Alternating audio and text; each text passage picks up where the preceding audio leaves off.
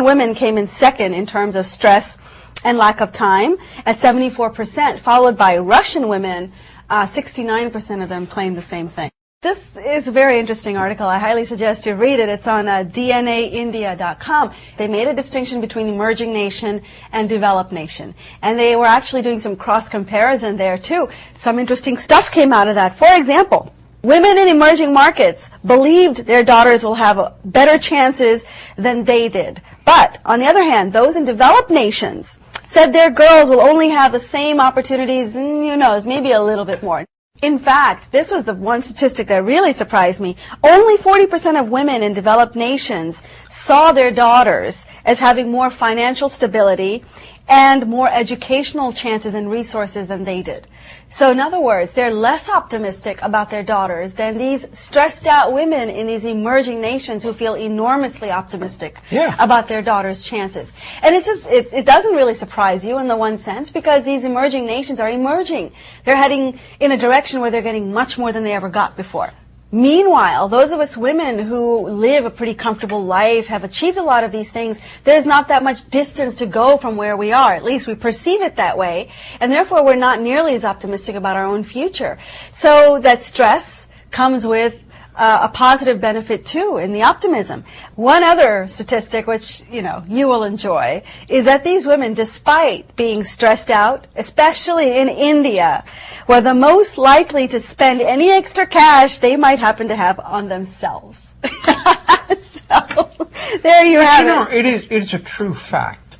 Emerging nations are people who have a lot to look forward to. If you don't have much to look forward to because you're doing well, surely your hope factor will be a lot lower than the one who is at the lower rung. His and her hope factor will be pretty high. So it's interesting that they are doing studies on that. They are, and I think there's another reason. It wasn't so called out in this article, but, in many of these emerging nations, people still live in these very large families, family units, right? And it's the entire family, aunts, uncles, cousins, all sort of in that same dwelling. In developed nations, that's not so much the case. People live in nuclear families. So I think the stress level, especially... Except now. With the economy down, people are living, doubling they're banding up, together again. Yeah. But in these emerging nations, these women often have obligations, not just to their immediate family, but to the extended family that they're with and involved with. And so a lot of their time is taken up by that. So the luxury of having time to spend on yourself, these women don't have. And that's why they're stressed out. I could really agree with that. Folks, you all know Meera Shankar, who's the current ambassador of India here in the United States. She is going to be ending her term at the end of July, going back home. In her place, another woman ambassador will be here. Her name is Nirupma Rao. She used to be the spokesperson for the Indian Embassy in 90s. Wow. And she's been here on Darshan television. She's coming back as the ambassador. Of course, her former gig was being the Secretary of External Affairs. She's extremely good. Civil servants in India, they retire at the age of 60. She's 61, which was extended last year, but she's getting another 2 years as the ambassador. At the end of her career, this is a great appointment for her. I was going to make that point, actually. It's great to see a female in that office once again. We're not surprised as Indian Americans or Indians to see a woman in a position of power because of Indira Gandhi. I have to say, she really set the stage. This is a woman who is definitely up there in years, but her career is not over. She's showing the women of the world, hey, you can hold a position that has significant influence.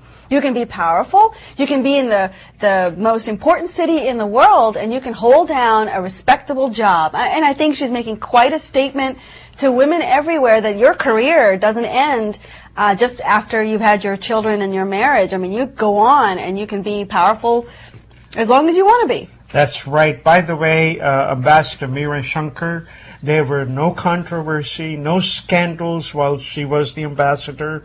She was prim and proper, never spoke to any of the media people. She says, if you want to learn what I need to say, attend the functions that I am there. And she was the greatest commerce secretary that I've ever seen any country put out. So she is gone. Now you're going to get somebody who's actually going to be more interested in politics. That means she'll be more connected with the people, whereas the last one was more connected with the businesses. That's going to be the change that we look forward to. Well, there is a new controversy broiling in Bollywood. You know, there are lots of these new sites that have come up like TMZ. We are all obsessed with them about Hollywood. Well, there's sites that also focus on Bollywood. There's a new one now called celebs.gather.com. A couple of interesting stories off of that. This one surprised me. So you all have heard of Amitabh Bachchan and then his son Abhishek Bachchan, who's married to Aishwarya Rai. I mean, by all accounts, this is the Indian movie dynasty, and they are our royal Prince Charming and his beautiful princess. Basically, that's what it is in Bollywood with those two. True. Now, sometimes that can cause some jealousy amongst people. Well, so get this, folks. There's no controversy in Bollywood, but the neat thing about this controversy is that it's all occurring over Twitter. You know, Twitter is a technology phenomenon. We hear about stuff happening here in Hollywood, but now that is happening in Bollywood. Twitter is making an appearance, and there's some squabbling amongst actresses. So this one... Yeah, Amitabh is the one who actually twittered that Aishwarya Rai is pregnant.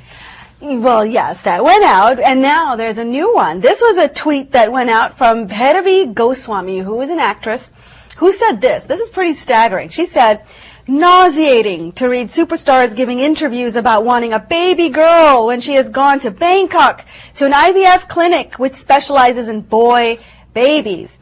Height of hypocrisy. They knew damn well it's a boy.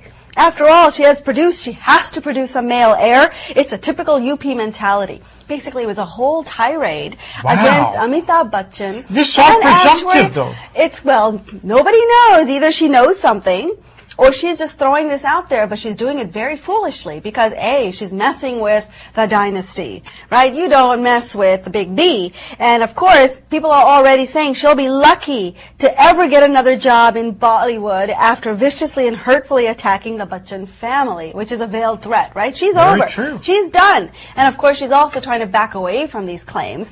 But it makes you wonder the levels of hypocrisy that might exist within the inner circles of Bollywood. I mean, who knows? Maybe Aishwarya Rai did go and get all this done. She's certainly rich enough to do it. It's illegal to know what gender your child is in India. You cannot use That's why she machines. went to Thailand. So that's why she went to Thailand. You know, No, I we don't know any of this is true. You know, I mean, this is way too presumptive.